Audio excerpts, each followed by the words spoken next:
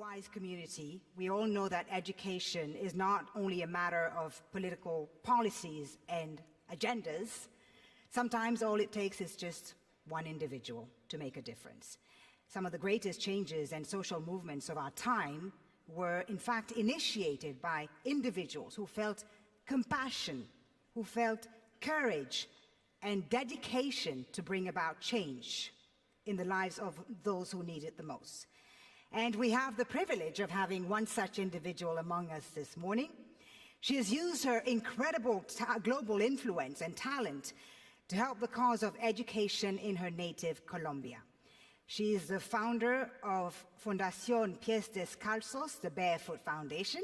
See, I got that right. Which provides access to quality education for displaced and underprivileged children in Colombia. Ladies and gentlemen, please join me in welcoming UNICEF Goodwill Ambassador and Grammy Award-winning artist, Shakira Mubarak.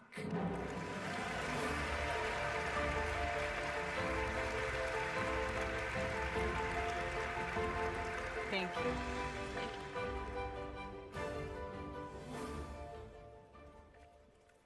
Shukran.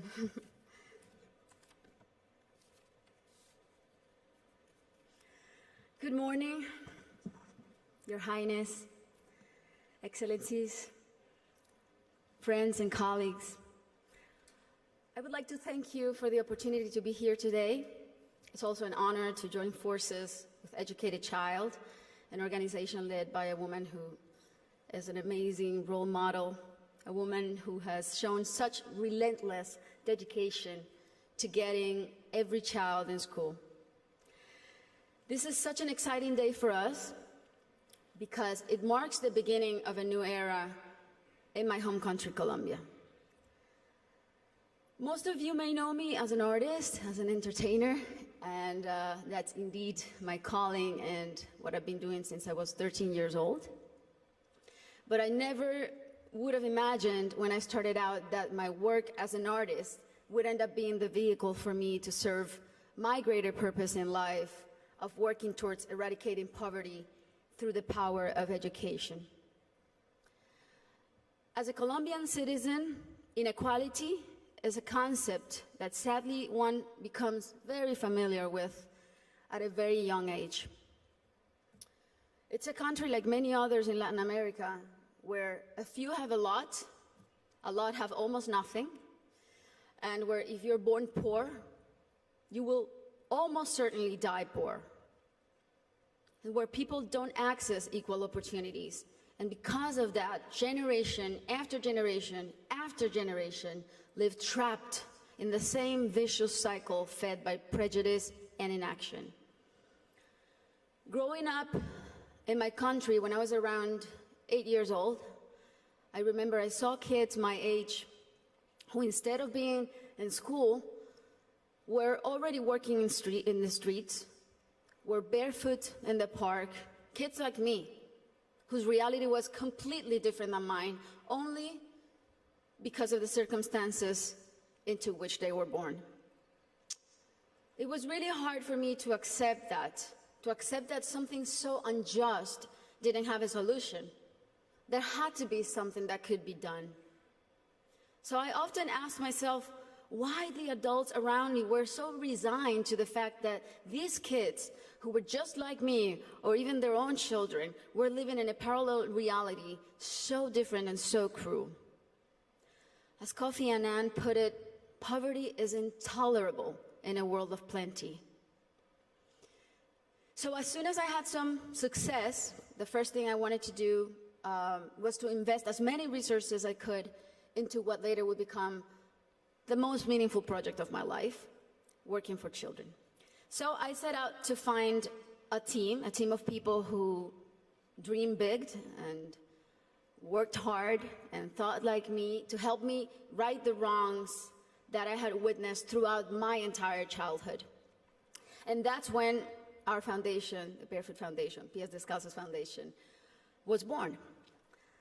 I knew, and I was only 18 years old then, but I knew that I wanted to focus on children and improving their lives, but I didn't know where to start.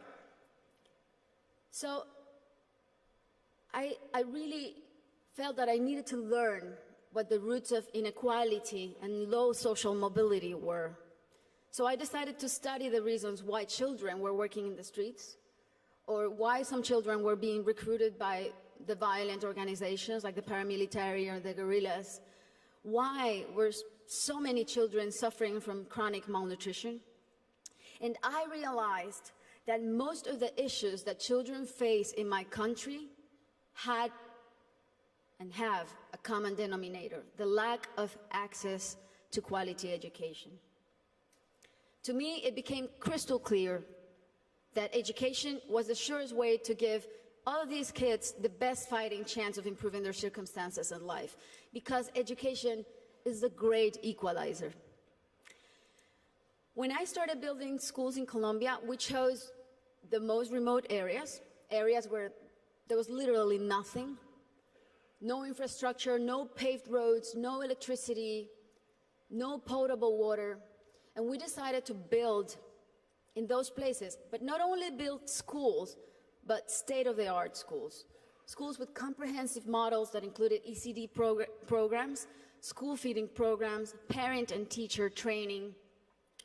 And another very important part is we decided to engage the government as a strategic partner, and made it nearly impossible for them to say no to doing their part by showing them results through our holistic model that really proved to work.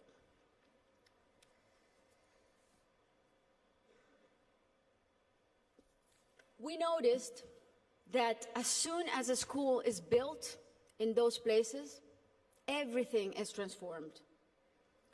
The improvements to the infrastructure were jaw-dropping. Electricity, potable water were made available, made accessible. Roads were paved. Malnutrition plummeted. But the best part of all is the academic results. The kids really responded academically. And now those kids who could have been recruited by the guerrillas or paramilitaries, or that could have had completely different outcomes for their lives, they're now on their way to the university and thriving in their communities. Some of them are athletes, some of them are professionals.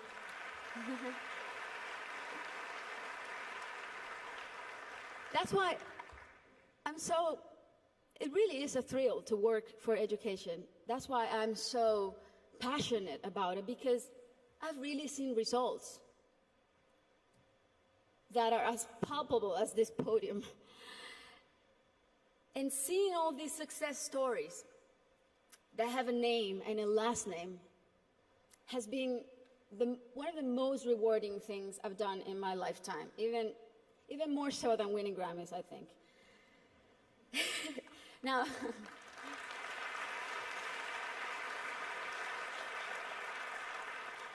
that said, our work is far from being done. Many developing countries are still rife with inequality and internal conflict, and there are a lot of kids who still need to be reached.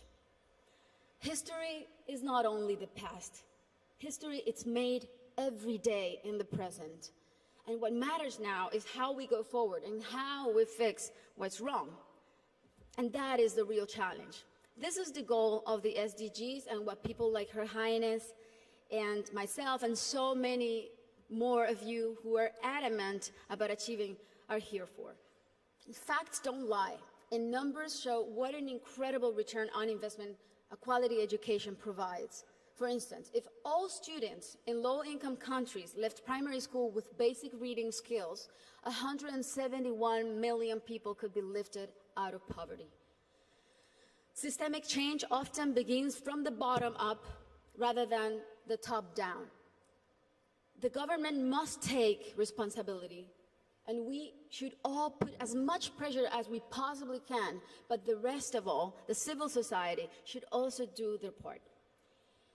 What we have discovered, both at PS Descalzos and Educated Child, is that many times only one single barrier to entry, such as no access to transportation or basic needs like a functioning bathroom, can prevent a kid from attending school or even put them at risk of dropping out.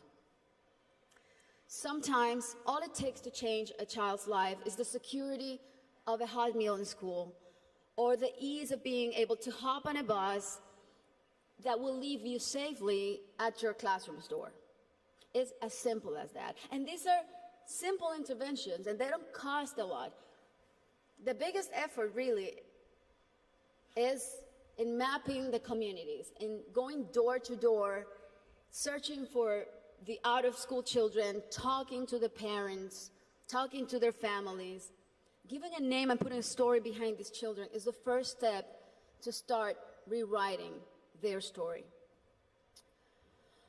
Over the next 3 years, we pledge to get 54,000 kids who are out of school or at risk of dropout into the educational system. Ultimately, more than 295,000 people will benefit from this project, including children, teachers, families, and community members. New schools and classrooms will be built. School kits and uniforms will be distributed. Children will be enrolled in school, feeding and transportation programs.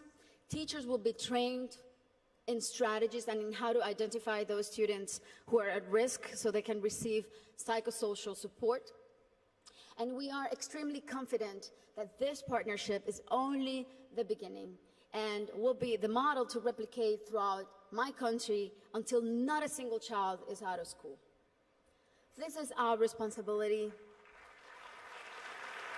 Thank you. This is our responsibility to our children and our debt to fulfill for the generations to come. Thank you very much.